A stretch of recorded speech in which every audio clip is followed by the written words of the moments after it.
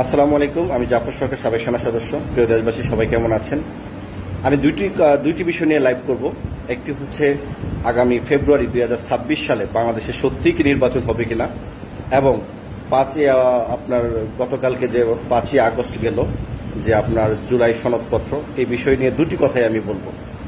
যে এখানে 5ই আগস্টের জুলাই সনদপত্র যে ঘোষণা করা হলো অন্তর্বর্তী সরকারের, ডক্টর মোহাম্মদ ইউনূস সরকার, এই বিষয়ে আমরা বলতে চাই, বাংলাদেশ এই জুলাই আগস্ট মাসে বাংলাদেশের মানুষ কিন্তু অনেক কিছু হারিয়েছে। আমাদের একটাই দাবি ছিল শেখ হাসিনার পতন, শেখ হাসিনার সরকার পরিবর্তন, আওয়ামী লীগের নির্যাতন থেকে মানুষের মুক্তি। এটি আমাদের প্রথম চাওয়া ছিল। কিন্তু সেই মুক্তিতে আমরা কি হারিয়েছি?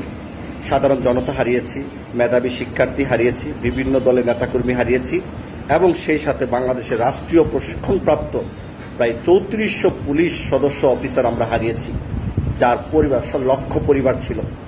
এই এতগুলো হারানোর পর শেখ হাসিনার পতন হয়েছে, আর এই পতনটা বাংলাদেশের প্রত্যেকটা মানুষের জন্যই হয়েছে, কোনো দলের অন্তর্ভুক্ত হয় নাই। আওয়ামী লীগ ব্যতীত এই 5ই আগস্ট উদযাপন করবে সারা বাংলাদেশের মানুষ। এটা কোনো দলের আন্ডারে না, এটা কোনো এনসিপির জন্য হয় নাই, সারা বাংলাদেশের জন্য হয়েছে, সারা বাংলাদেশের মানুষের জন্য হয়েছে।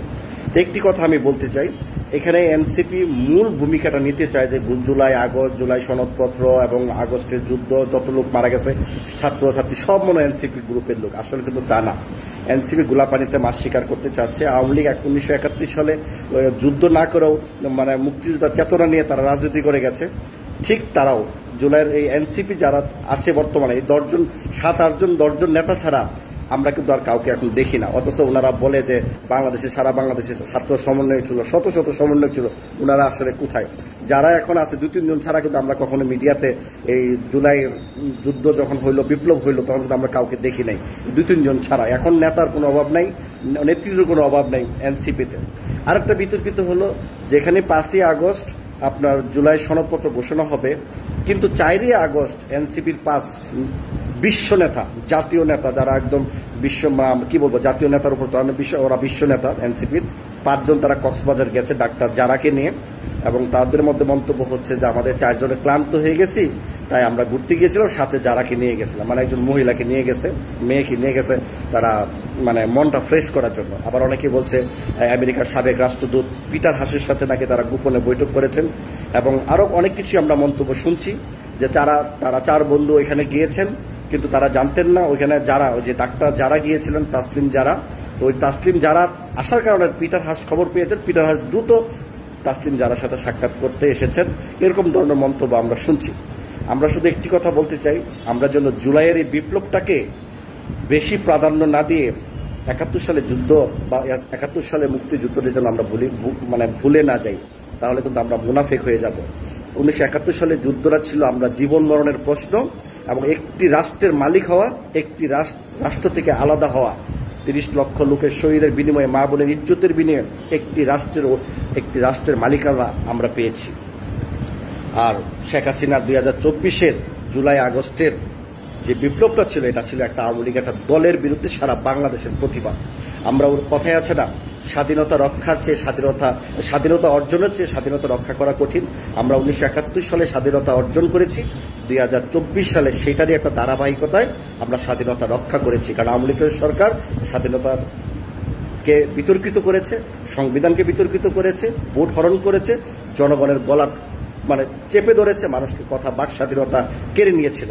সেটার থেকে আমরা মুক্তি পেয়েছি, একটা স্বাধীনতার রক্ষা করার একটা অংশ হিসেবে পেয়েছি। তো আমরা ভাববো বাংলাদেশের এই যে আগস্ট মাস নিয়ে যেগুলো আছে, এগুলা যেন আমরা প্রত্যেকটা জিনিসই মূল্যায়ন করি। আমাদের একটাই কথা ছিল যে শেখ হাসিনার পতন, উনি পালিয়েছে, এটাই আমাদের জন্য একটা দিবস। এই দিবসটাই আমাদের জন্য গুরুত্ব ছিল। তাহলে এটা বাংলাদেশের মানুষ ইতিহাসগুলো জানতো, শেখ হাসিনা কি কারণে পালিয়ে গেছে, এই দিবসটা কেন হয়েছে, মানুষ আরো ইয়াং জেনারেশন, ভবিষ্যৎ যারা আসবে, ভবিষ্যৎ ছেলেমেয়েরা তারা জানতে পারত। জুলাই সনদপত্রের সাথে এই 3টা বিষয় ইনক্লুডিং করা ছিল, পুলিশ হত্যা এবং আপনার শেখ হাসিনা পলায়ন এবং আপনার জুলাইয়ের সনদ, 3টাই গুরুত্বপূর্ণ ছিল। আমি একটি কথা বাংলাদেশকে বলতে চাই, বর্তমান তত্ত্বাবধায়ক সরকার যেভাবে রাষ্ট্র পরিচালনা করেছেন, আর যে যেমনে পারতেছে অর্থ লোপার, যে যেমনে পারতেছে টাকা পয়সা ইনকাম করতেছে, আমি দেশের কাছে, জনগণের কাছে একটি প্রস্তাব রাখতে চাই, যদি কোনো প্রশাসন বা কোনো মিডিয়ারা আমার এই ভিডিওটা দেখেন, অবশ্যই এটা প্রস্তাব রাখবেন।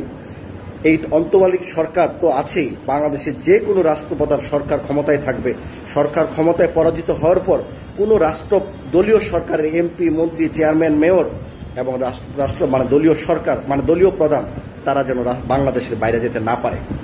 বাংলাদেশের বাইরে যাওয়া মানে তাদের টাকা পয়সা বিদেশে পাচার করা, ওইখানে আলিশান জীবন পার করবে, ওইখান থেকে দেশকে অস্থিরতা বানানোর জন্য কুচক্রের মাধ্যমে দেশকে অশান্ত করার জন্য তারা চেষ্টা করবে। তাই তারা দেশেই থাকবে, বিচার হলে দেশে আসবে, কারণ এত টাকা আত্মসাৎ করে কেউ দেশে থাকতে পারবে না, আর দেশে থাকলে এই টাকার হিসাব দিতে হবে। তাই বাংলাদেশের যত বড় রাজনীতিবিদ আছে চিকিৎসার নামে যেন তারা বিদেশে কোনো অর্থ পাচার না করতে পারে, ওইখানে যায় যেন কোনো সিন্ডিকেট না করতে পারে, সেই বিষয়ে সকলকে আমাদের ঐক্যমত থাকতে হবে। তাহলে বাংলাদেশে দুর্নীতিমুক্ত হবে, গরিব দুঃখী অসহায় মানুষের কর্মসংস্থান হবে। আমি যদি এক এমপি মন্ত্রী হলাম, আমি যদি 2,000 কোটি 5,000 কোটি টাকা পাঠিয়ে দিই বিদেশে, তো আমি যাবই, কারণ ওইখানে আমার অবস্থান হবে। আর যদি আমি বিদেশে না যাই, সরকার যদি সিস্টেম করে যায় যারা রাজনীতি করবে তারা রাজনীতি সরকার এমপি মন্ত্রী হওয়ার পর বা দল পরিবর্তন হলেও তারা বিদেশে স্থায়ীভাবে থাকতে পারবে না যতক্ষণ পর্যন্ত তার ব্যাপারে ইনভেস্টিগেশন না হবে, সে দুর্নীতি করেছে কিনা, কারো টাকা আত্মসাৎ করেছে কিনা। তাহলে দেখবেন যে বাংলাদেশ ভালো চলে, কারণ এই টাকাগুলো আত্মসাৎ করলে বাংলাদেশে ধরা খেয়ে যাবে। এই বিষয়গুলো আপনারা একটু বিবেচনা করবেন। আমরা বাংলাদেশের এই গণ অভ্যুত্থানের বিপ্লবের সকল মানুষ আমরা সাক্ষী। সারা বাংলাদেশের যেরকম আন্দোলন সংগ্রাম প্রতিবাদ করেছিল, ইন্টারনেট বন্ধ করে দিয়ে ছাত্রছাত্রীদের, সাধারণ জনগণকে, বিভিন্ন দলের নেতাকর্মীকে হত্যা করেছিল, বিদেশের প্রবাসীরা কিন্তু সমস্ত প্রতিবাদ করেছিল। এই সহযুদ্ধে, এই বিপ্লবের মধ্যে মহানায়ক কিন্তু প্রবাসীরাও। প্রবাসীদেরকে অমূল্যায়ন করলে কিন্তু চলবে না, প্রবাসীরাই সবকিছু করেছে, রেমিটেন্স বন্ধ করে দিয়েছিল। অতএব আমাদের এই জুলাইয়ের যোদ্ধা হিসাবে আমাদের প্রবাসীদেরকে মূল্যায়ন করতে হবে।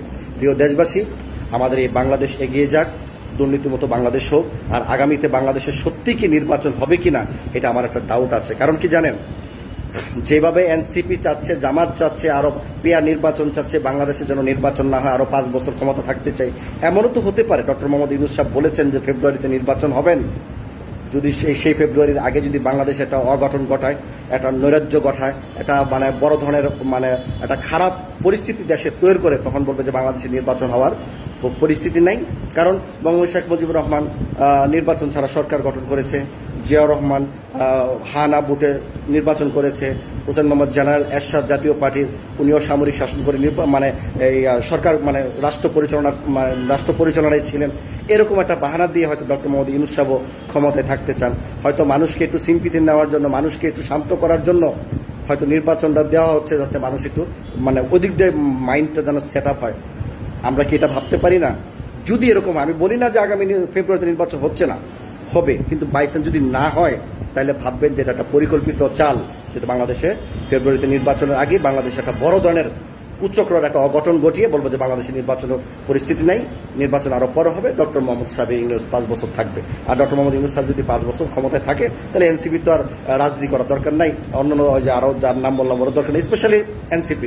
কারণ ডক্টর মোহাম্মদ ইউনূস স্যারের সরকারের লোকেরাই হচ্ছে এনসিপি দল, আর এনসিপি দলের সরকাররাই বর্তমানে তত্ত্বাবধায়ক সরকার ডক্টর মোহাম্মদ ইউনূস স্যার। আমরা এটা দিস ইজ পার্ট অফ, এটা তারা একই অংশ, এটা তাদের একটা অংশ, সরকারের একটা অংশ হচ্ছে এনসিপি, যেখানে হচ্ছে রাষ্ট্রীয় মর্যাদা পাচ্ছে, রাষ্ট্রীয় প্রোটোকল পাচ্ছে, সেনা নৌ বিমান বাহিনী বা র্যাব ট্যাব যা আছে, পুলিশ বাহিনী সব প্রোটোকল পাচ্ছে, এবং তারা হেড অফ দিয়ে কথা বলছে। এই বিষয়গুলো আমাদের মাথায় থাকতে হবে।